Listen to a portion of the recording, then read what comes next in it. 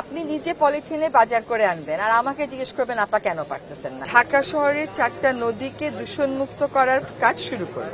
আপনি south Korea বলেন, China বলেন, লন্ডন বলেন, নেপাল বলেন, ইন্দোনেশিয়া বলেন, 10 বছরের আগে কোনোদিনও কোনো নদীকে আমরা ওভাবে দূষণমুক্ত করতে পারা যায়নি।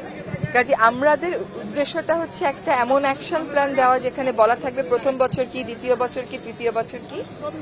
সেই কর্মপরিকল্পনাটা আমরা চূড়ান্ত করব। 16ই ফেব্রুয়ারিতে এডিবির একটি টিম আসবে, তারা আমাদেরকে নেপালে, ইন্দোনেশিয়াতে এবং চায়নাতে 3টা নদী তারা কিভাবে পুনরুদ্ধার করেছিল সেই অভিজ্ঞতা শেয়ার করবে।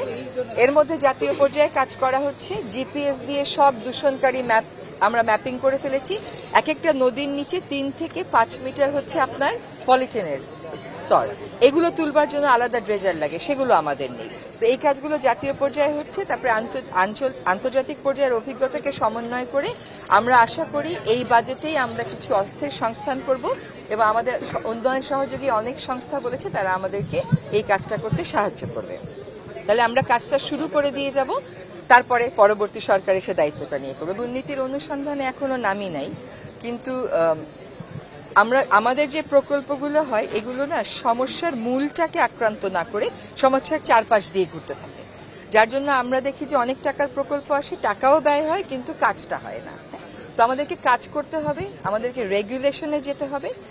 এইটা আপনি একভাবে চলে চলে অভ্যাস হয়ে গেছে আপনার 20 বছর, 25 বছর, 30 বছর। আপনি দেখেছেন যে আমরা হাজারিবাগ থেকে ট্যানারি সরিয়েছি, কত লম্বা আইনি প্রক্রিয়ার পরে এখন আবার সেখানে তারা দূষণ শুরু করেছে। এটা আমাদের একটা অভ্যাসে পরিণত হয়েছে। অভ্যাস থেকে সরিয়ে আনতে আইন প্রয়োগের ব্যাপারে যে কঠোরতাটুকুন দেখানো দরকার সেটুকুন আমরা দেখাবো, কিন্তু একই সাথে তো প্রযুক্তিগত সমাধানও লাগবে, মনিটরিং এবিলিটিও বাড়াতে হবে।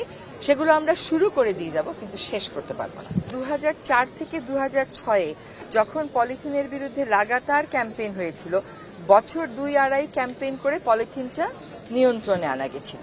আপনি নিজে পলিথিনে বাজার করে আনবেন আর আমাকে জিজ্ঞেস করবেন আপা কেন পারতেছেন না। আপনারা না, এটা শোনেন, বিকল্প ব্যবস্থা কি সরকার বলে দেবে? আপনি বলেন তো, আজকে যদি আপনার বাসা থেকে আপনি বাজার করতে যান, আপনি যদি চিন্তা করেন যে আমি পলিথিন ব্যাগে আনবো না, আপনার বাসায় কি একটাও ব্যাগ নাই সাথে করে নিয়ে যাওয়ার জন্য, কাপড়ের বা চটের বা পাটের? এটা আপনি আমাকে বললেন আর আমি মানলাম? এটা তো না। আপনি এভাবে চিন্তা করেন না যে আমি বাসা থেকেই নিয়ে যাব।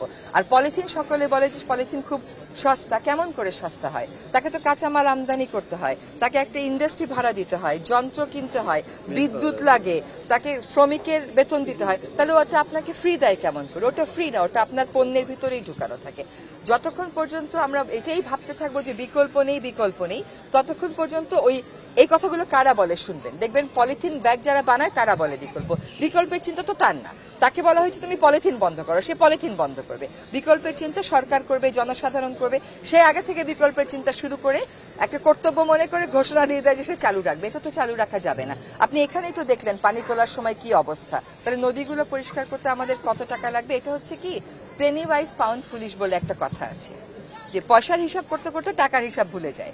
তো আমরা ওই পলিথিন শপিং ব্যাগ কিনে টাকা বাঁচাতে আসলে দেখা যায় পরে আমাদের 1000 কোটি টাকা দিয়ে নদী রক্ষা করতে হচ্ছে। ঢালাইয়ের সেরা প্রিমিয়ার সিমেন্ট আমরা খুব দ্রুতই শুরু করতে যাচ্ছি। আশা করছি কোরবানি ঈদের আগে কাজটা হয়তো শুরু করতে পারবো। শেষ কি হবে?